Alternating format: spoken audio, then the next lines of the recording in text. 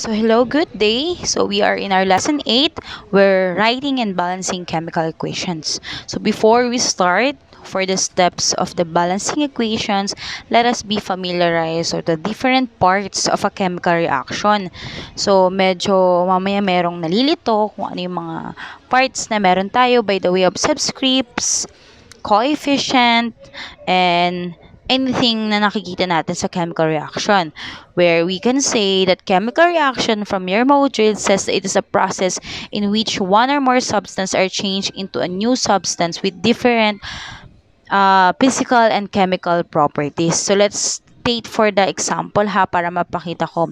So we have the nitrogen gas reacts with hydrogen gas, yields to NH3 or ammonia. So from this, in your book, it has already written the different symbols kung ano yung tawag. So meron tayong one arrow means yields, plus means reacts, reaction mixture pag triangle, NR for no reaction, L for liquid, G for gas, S for solid, AQ for aqueous solution. So, andito lahat. So, in this chemical reaction, so naniniwala tayo, one of the law that we believe here, it is under the law of conservation of mass by Anton Lavoisier. So, it says that the mass of any element at the beginning of the reaction will be equal to the mass of the element at the end of the reaction. So, ibig sabihin, anuman ang number of elements na nasa reactant side is ganun din po yung elements dapat na meron sa product side. So, yan. Napapakita ko na we have two sides of chemical reaction. We had the reactant. So, we have the reactant, and the product side. So, paano kung malalaman, ma'am, saan yung reactant? So, syempre, ito yun. Yung yields na reaction or arrow, it represents kung saan mapupunta. So, saan yung naghahati. So, we have the reactant and we have the product side. So, where the reactant is the nitrogen gas and hydrogen gas, and the product is NH3. Now, some always questions, ma'am, ito po ba itong two, saan po ba galing yan? So, this nitrogen and hydrogen gas is called a diatomic. Nitrogen and hydrogen. Yun. They call diatomic because when they're present at the single and as a single element, they can be stable as two, presence of two. So kaya siya diatomic, meaning dalawang presence siya. So nagiging stable sila by means. So ito yung mga diatomic, ito yung mga tinatawag na elements na nag-iiba sila ng what do you call this? Nag-iiba sila ng appearance in base from the temperature. Okay? So, but because it is not our prior knowledge, so yun lang binigay ko sa inyo, ha? Kaya siya diatomic. So, kaya wag kayong magugulat na, ma'am, saan galing yung 2? So, it is because of diatomic. So, we have the nitrogen and hydrogen gas. So, in your module, so, laging titingnan si module kung ano ang gagawin natin in your module. So, in our module, it says that we have the steps.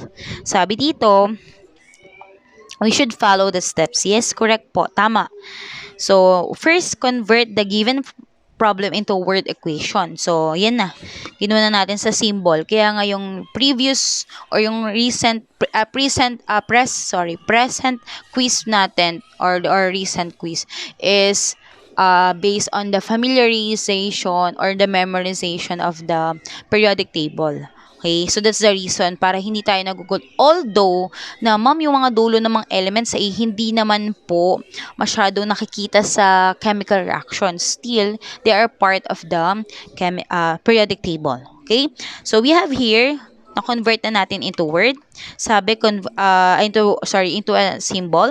After that, so makikita nyo may gas, presence of gas. Kasi sabi ko sa'yo, pag nagiging diatomic sila, nagiging gas. Ngayon, pag napunta sa lower temperature, nagiging solid, yung iba nagiging liquid like bromine. So, ayun yung mga different diatomic.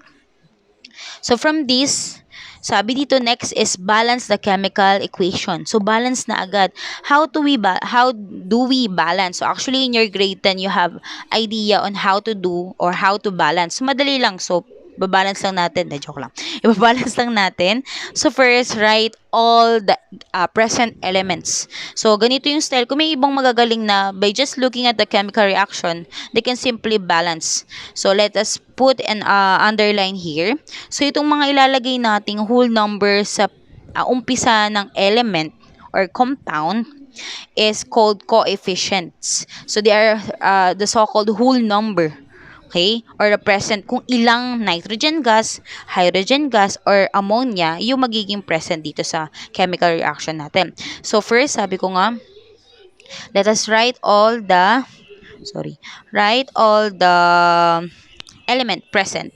So we have N and H, same with here. So ang aking style, kung ano yung nilagay ko ng pagkakasunod-sunod sa first or sa reactant side is ganun din sa product side. So NH, NH.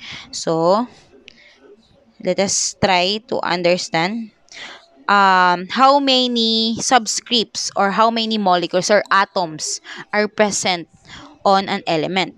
So we have nitrogen, so dalawa. So ilalagay natin dalawa.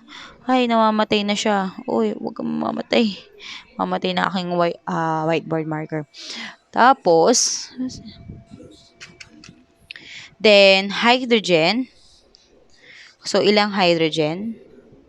Okay, so ilang hydrogen? So we have 2. Presence of 2. Next, same with here. Bilangin natin. So, 3. So, dahil nakatapat lang si 3 sa subscript kay hydrogen, siya lang ang may bilang na 3 hydrogen. At si nitrogen, dahil walang subscript, automatically, it is only 1. Okay po? Magkakaroon ng hati or distribution na tinatawag nyo sa math if merong parenthesis. For example lang, at lalagyan ko ng 2 sa labas. For example lang yan. Pag may ganyan, 2 times 3, 6 ang kay hydrogen. Then 2 times 1, 2 kay nitrogen. Pero dahil wala namang parenthesis si ammonia, single lang siya. So burahin ko muna. 1 na lang present si nitrogen. Okay, ayan po. So, after looking at the product, anong next, ma'am? So, after we need to balance. Kaya siya tinatawag na balance. We need to weigh saan yung mas mabigat at saan yung kulang. So, since nitrogen, so una pa lang, 2 si nitrogen dito, 1 dito si nitrogen sa kabila. So, anong i-adjust natin sa dalawa? Sinong mag-a-adjust? Yung sobra ba o yung kulang? Siyempre, yung kulang yung mag-a-adjust. So, from this, nitrogen, adjust natin si nitrogen. Ilan ang kailangan ni nitrogen para maging 2 din siya. Same with here. So, 2. Ibig sabihin, di ba? Multiplication ang gagawin natin. So, lalagay ako ng coefficient na 2 sa unahan. Then, i-multiply natin sa mga subscript ng compound. So, 2 times 1 kay nitrogen. So, sagot ay 2. Then, 2 times 3 kay hydrogen equals 6. Tama. Now, balance na si nitrogen. Check. Check. Next, hydrogen. Balance ba? Hindi pa. Since si hydrogen ay 2 dito sa reactant at 6 dito sa product, sino ngayon ang mag-a-adjust? Siyempre, ito, dahil kulang siya. So, ito yun, kay hydrogen gas. Iisip tayong ng multiplier or coefficient na pag binultiply sa 2 ay magiging 6. So, 3, tama ba? So, coefficient of 3. So, 3 times 2, 6. Now, 2, 6. Balance na siya. Now, when we going to rewrite the chemical formula, pag rewrite po natin sila, so we have nitrogen gas reacts to 3 molecules of hydrogen gas yields to 2 molecules of ammonia. Okay? So, wala na pong isusulat na 1 sa 1 dito sa hindi nasulatan. So, ito yung nagiging chemical reaction and balance chemical reaction natin. Okay? Easy? Siyempre easy. Okay, next tayo. Next tayo ha. Para naman Hindi tayo nahihirapan. So, let's have the next. Meron ba dito? So, kayo na bahala dyan sa practice. Let's have another sample. Hanap tayo. Let's have, so, ito. NaCl, sodium chloride, reacts with fluorine gas, yields to sodium fluoride, reacts with chlorine gas. Ayan. Ayan. Okay? Start ulit tayo. Same process. Ayan. Usually naman binibigay ko na as symbol na siya. So, next is draw a separator. Write or the present elements. We have Na, Cl, and fluorine. So, gayahin ko lang din Na, Cl, and fluorine. Then, next, count all the subscript present. So, sodium, isa lang. Chlorine, isa lang. Fluorine, dalawa. Sodium, isa. Chlorine, dalawa. Fluorine, isa. Now, let's take a look. Try to balance. So, sodium balance na. Para silang 1. Si chlorine, hindi. 2 dito, dito 1. So, ano yung i-multiply natin kay chlorine dito para maging 2? So, yung magiging coefficient natin ay 2. So, pero dahil siya ay compound, kasama si sodium na i-multiply, hindi pwedeng hindi. Kasi as compound sila. So, 2 times sodium is 2. Then, 2 times chlorine na 1 is 2. Now, balance si chlorine, pero si sodium hindi. So, balik ulit tayo kay sodium kasi hindi balance, nawala na. So, dahil 1 to, ito 2, ito ang gagalawin natin. Kukuha tayo ng coefficient na i-multiply natin sa subscript nila na magiging 2. So, that is coefficient of 2 again. So, 2 times sodium 1, so 2. 2 times 1 na fluorine, magiging 2. Now, let us take a look. Sodium, balance. Chlorine, balance. And fluorine, balance. That's it. So, balance na siya. So, we have the 2 NaCl reacts with fluorine gas, yields to 2 NaF plus chlorine gas. So, ito yung ating balance equation.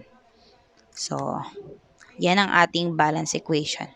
Hindi po pwede. So, parehas naman, 'di ba? Sabi sa Law of Conservation of Mass, kung ano yung bilang ng atoms na present sa reactant, ay ganun din dapat sa product. So, same, walang nawala. Okay? So, binalance lang natin sila through the use of coefficients. Okay? So, yan siya. Clear na ba tayo? O, isa pa. Isa pa. Okay, isa pa. Let's have yung medyo may distribution. Sa may distribution kasi baka malito kayo doon. Yun yung usually na kinalilito ng mga estudyante. So, let's have silver nitrate, AgNO3. So, dapat medyo alam nyo na basahin kasi naming and writing. So, magkaka-quiz din tayo dito, ha?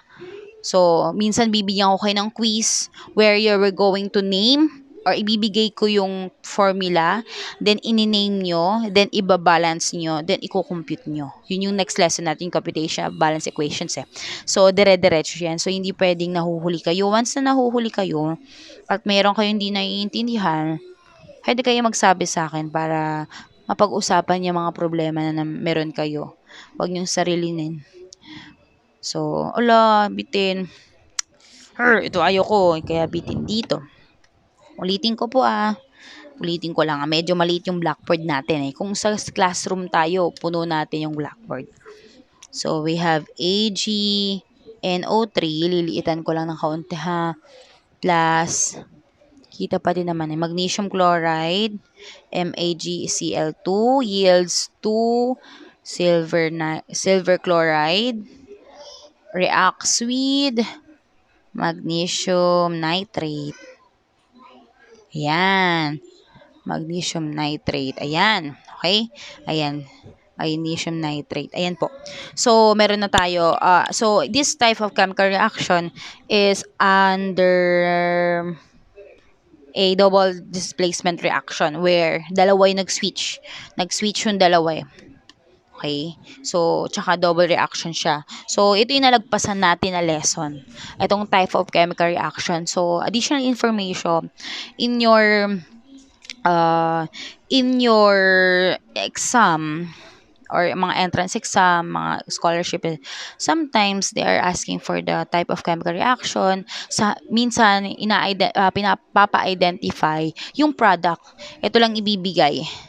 Tapos i-identify nyo yung product. So, may mga rules dun na hindi sinama ngayon ni DepEd in their most essential learning competencies. They believe that it is not essential. Maybe. Kasi, pero if you are going to take a chemical engineer, a chemical engineering, so, iti-take nyo yun. So, pag dadaanan nyo yun. Okay? May mga rules dun. So let's have this one. So same procedure, write all the present elements. So this time may mga rules kasi. um Sabi dito kay balancing equation, kapag meron kayong hydrogen at oxygen, always take it to the last. Laging susulat nyo sila sa dulo. Okay?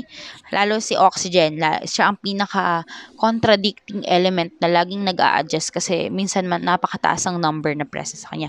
So, we have silver, nitrogen, oxygen, nandito, magnesium, and chlorine. So, same. So, same naman yun. If may nakaiba naman na, ma'am, sa product, meron pong ganito. Kunwari, ma'am, sa product, meron pong potassium, sa reactant, wala po. So, mali yung equation na yan. Automatically, NR, no reaction, or this cannot be, or bawal, hindi pwede. Okay, after that, so, let's have this one. So, silver, 1, nitrogen, 1, oxygen, 3, magnesium, 1, chlorine, 2. Same with this, silver, 1, nitrogen. Oh, ito yung sinasabi kong distribution. Yan, focus ko lang. Ang distribution where nitrogen, nasa loob siya ng parenthesis at merong number 2 sa labas. So, do the distribution. So, 2 times 1 kay nitrogen, so 2. Then, 2 times 3 is 6. Ayan, so i-distribute natin ha. Isa kay oxygen, 2 times 3, then 2 times 1. Then after that, ayan, tama. Then magnesium is 1, chlorine is 1. Okay, so tama, nitrogen 2. After that, let's take a look kung alin yung hindi balance. So, silver, balance na. Nitrogen, 1 dito, 2 dito. So, adjust tayo dito sa kulang. So, nagkukulang, siya ang mag-a-adjust. Lagi yung kulang, siya ang mag-a-adjust. So, nitrogen, so para maging 2 si nitrogen, put a coefficient 2. Dahil compound sila ng silver nitrate, lahat imo-multiply kay 2. So, 2 times 1 kay silver, magiging 2. 2 times 1 kay nitrogen, magiging 2. Then, 2 times 3 kay oxygen, magiging 6. Okay, so after that, so nakuha na natin, na-multiply na natin kay coefficient. Now, proceed na natin, balik tayo kay silver. Nag-balance si nitrogen, pero si silver 1. So, galawin natin si silver, put a coefficient 2 para maging 2. 2 times 1 kay silver, 2. So, chlorine, 2. 2 times 1, 2. Ngayon, balance na si silver, balance na si nitrogen, balance na rin si magnesium, and balance na rin si chlorine, at balance na rin si oxygen. So, lahat ng vacant na yun, so yun na nga naputol. Akala ko nagre-record. So, hindi. So, yun na, natapos ko na. So, nasan ba tayo? So, nag-balance kay silver, nitrogen, magnesium, chlorine. So, automatically, balance na rin kay oxygen. So, as I'm saying, sa advice ko, kapag kayo ay malituhin, so, you can always have your balancing equation on a clean paper. Tapos, sometimes, para makatulong sa iba, minsan pinapagamit ko sila ng iba't ibang kulay ng pen. For example, for the first part, lahat pagsulat niyan is black ball pen. Then the second part, sa may mga cancellation na yung paglalagay ng coefficient, is gumagamit sila ng ibang kulay. It depends on the student. So, pero pag may magaling talaga, kahit wala na to, isang tinginan lang is balance na agad. So, that's very good. So, pag walang nakasulat dyan, ibig sabihin, automatically 1 ang nakalagay dyan. Coefficient 1. Ang tawag dito ay coefficient, ito ay subscript. Kung ilan ang atom sa present dito, yun din dapat ang present dito. Okay, otherwise it is non-reactive or no reaction or hindi pwedeng mangyari yan. Okay? So any question, it will be entertained in the GC or in 2 p.m. Pero please, wag naman po kayo mag-PM ng madaling araw sa akin. Pwede naman siguro, pero don't expect na masare-replyan ka kayo ng ganong oras. Although gising ako. 'Di ba? Medyo nililimitahan lang namin para hindi lahat ng mga bata ay magse-reply at ma-manage nyo din yung time nyo na hindi dapat ganong oras ay nagsasagot pa kayo. Okay, any questions? So, good luck sa mga magkuquiz pa ng kanilang balancing equation. So, next, magkakaroon ulit tayo ng video tutorial or video computation dito sa sa lesson 9 ng calculation with balance equation. So, connected kasi yan. So, once na dapat malaman na natin yung paano mag-name, mag-write ng formula, mag-balance, dun na tayo sa computation. Okay? So, thank you. So, good luck. Any question po, PM na lang po. Thank you.